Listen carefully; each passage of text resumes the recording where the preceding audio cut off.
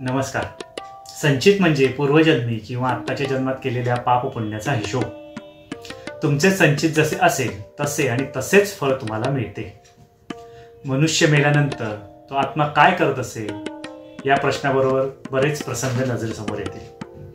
तो आत्मा कोणत्या परिस्थितीत असणार आहे यावरही बऱ्याच घटना अवलंबून राहणार आहेत.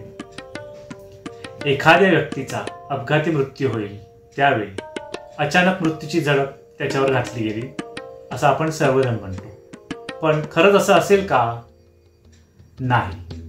कारण मृत्यूपूर्वी त्या व्यक्तीचे वागणे हे लक्षात घ्यावे लागेल.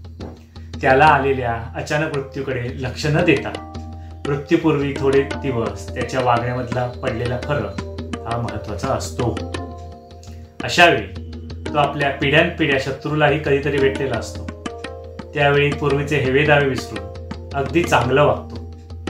प्रत्येकाबरोबर बोलतो त्यावेळी त्याच्या आवाजातील मृदूपणा, स्वभावातील बदल या गोष्टी जाणवणाऱ्या असतात. या गोष्टी महामृत्यूच्या वेळीही म्हणजे नैसर्गिक मृत्यूच्या वेळीही आपल्याला अनुभवायला येतात.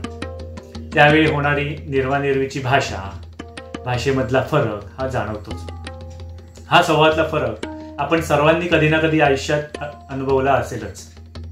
विशेषतः जेव्हा एखादी जवळची व्यक्ती जाते त्यावेळी हा फरक आपल्याला जाणवतोच.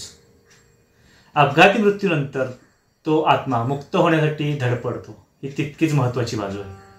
पण त्या ठिकाणी झालेला पूर्वीचा अपघात आणि त्या ठिकाणी असणारे पिशाच्च याच्या कचाट्यात ज्यावेळी हा आत्मा सापडतो त्यावेळी मात्र त्याला त्या ठिकाणाहून बाहेर पडणे अगदी अवघड होते.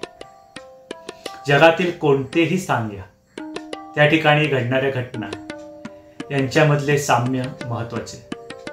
या जागेला मग महत्त्व द्यावेच लागेल. कारण त्या जागेवर असणारा पूर्वीचा क्षुद्र जीव त्या प्रकारच्या घटना तो प्रसंग पुन्हा पुन्हा तसाच घडवतो.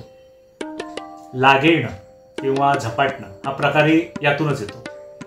त्या ठिकाणी असणारे पिशाच्च कोणत्या प्रकारचे आहे हेही बघणे महत्त्वाचे आहे. एखाद्या घरामध्ये कायम भांडणे होतात, पती-पत्नींचं पटत नाही. यामध्ये काही कारणे असतील का? याचा विचार केल्यानंतर एक गोष्ट लक्षात येते. ज्या घरामध्ये भूतबाधा असेल तर तो क्षुद्र जीव त्या पती-पत्नींमध्ये भांडणं घडवतो. जी भांडणं विकोपाला जातात आणि जर घर बदलले किंवा काही उपाय केले की त्याची भांडणं मिटतात. हाच प्रकार संतती होण्यामध्येही अडचणींचा ठरतो.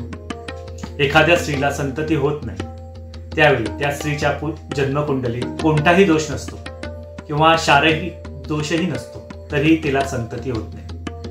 त्यावेळी त्या स्त्रीला क्षुद्र जीवापासून झालेली बाधा यापासून मुक्तता केली तर त्या स्त्रीला संतती होते. पण यावेळी उपाययोजना मात्र जाणकाराकडूनच व्हायला हवी.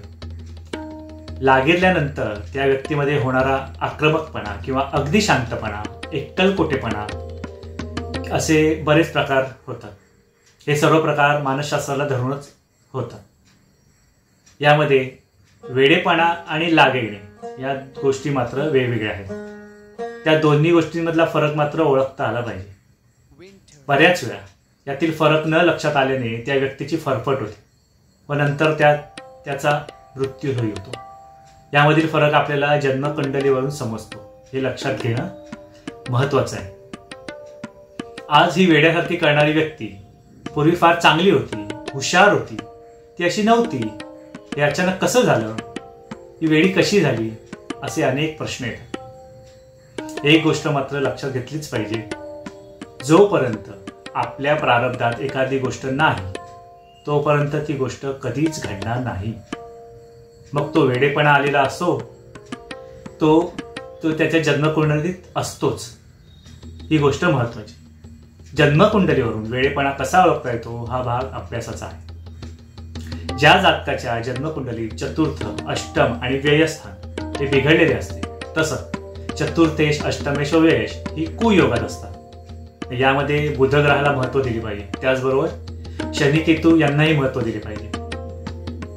अचानक कोणत्या तरी बाधित जागेमध्ये गेल्याने किंवा त्या ठिकाणी घाबरल्यानंतर या गोष्टी होतात. ज्या पद्धतीने अष्टमातील शनी केतू शारीरिक व्यंग देतो, कोडासारखे आजार देतो, त्यावेळी तो बाधित होणे हा प्रकारही होतो.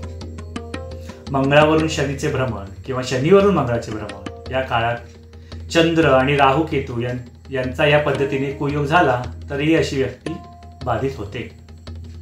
जोपर्यंत जातकाची वाईट वेळ येत नाही तोपर्यंत काही वाईट घडत नाही हा नियम धरला तर लागे येणे हा प्रकारही त्यावेळीच होतो.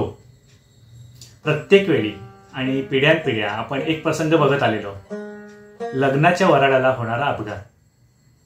हा अपघात का होत असेल हा भाग मात्र विचार करावा लागतो. ज्यावेळी मंगल कार्य असूनही त्यावेळी होणारा अपघात हा का होतो?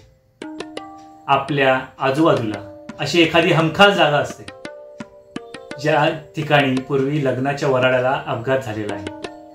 त्या अपघातात वधूवर व अन्य लोक मृत्युमुखी पडले. त्या जागा बघितल्या की त्या जागेवरील एक प्रकारची भयानक शांतता जाणवते. कोकणामध्ये अशी बरीच ठिकाणे ज्या ठिकाणी वराडच्या वराड गायब झालेली आहेत असा इतिहास आहे. कणकवली तालुक्यातील बीडवाडी येथील घाटी ही सांडव्यांची घाटी म्हणून ओळखली जाते.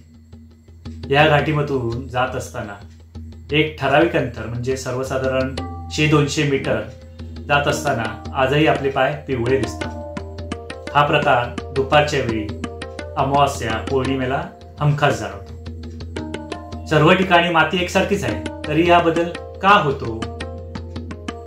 बाधित असणारी जागा सोडली की नंतर आपले पाय पूर्वत होतात ही गोष्ट महत्वाची आहे. लग्न कार्यामध्ये अपघात होणे, मृत्यू होणे ही गोष्ट बाधेशिवाय व जागेतील दोषाशिवाय होत नाही. रस्त्यावर ठराविक ठिकाणीच अपघात होतात, ते पुन्हा पुन्हा होतात. झालेले अपघात आणि अमावास्या पौर्णिमेचा संबंध बघितला तर ठराविक वेळेलाच हे होतात असे लक्षात येतं. बाधा आणि पुनर्जन्म या गोष्टींचा संबंध तर आहेच. तो आत्मा त्या ठिकाणी राहतो म्हणून त्याचे भूत होते. हे भूत वेगवेगळ्या प्रकारचे होईल, त्याला मुक्तता मिळत नाही तोपर्यंत ते तिथेच राहणार आहे. जर तो आत्मा तिथेच राहील तर त्याला पुनर्जन्म घेता येणार नाही हे उघड आहे.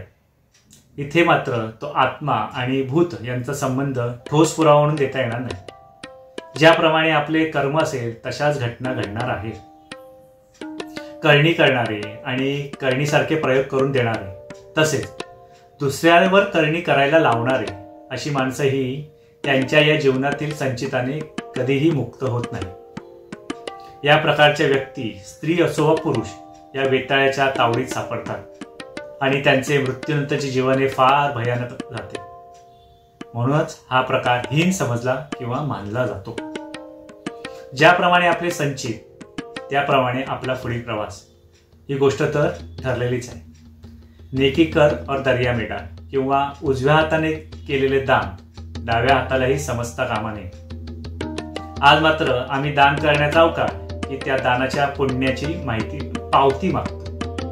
दान केल्यानंतर त्या ठिकाणी असणाऱ्या आपल्या नावाचा उल्लेख प्रथम बघतो.